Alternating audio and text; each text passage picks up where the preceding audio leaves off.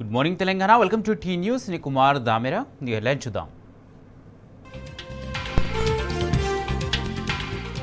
సరిహద్దుల్లో పాక్ దుస్సాహసం, జనావాసాలే లక్ష్యంగా దాడులు, తిప్పికొట్టిన భారత సైన్యం, నేలకూలిన దాయాది డ్రోన్లు.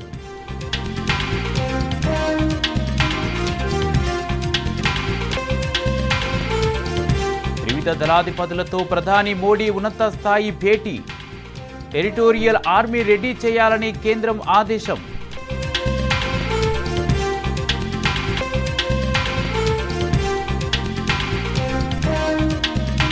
దేశమంతటా హై అలర్ట్, కీలక ప్రాంతాల్లో పటిష్ట భద్రత లెవెల్ 1 నుంచి లెవెల్ 2కి పెంచిన కేంద్రం.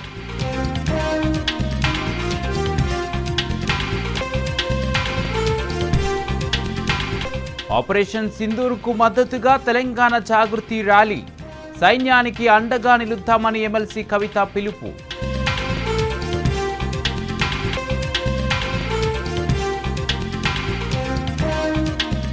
ఉద్యోగుల రిటైర్మెంట్ బెనిఫిట్స్ చెల్లింపుల్లో జాప్యం, రాష్ట్ర ప్రభుత్వం తీరుపై హైకోర్టు తీవ్ర ఆగ్రహం.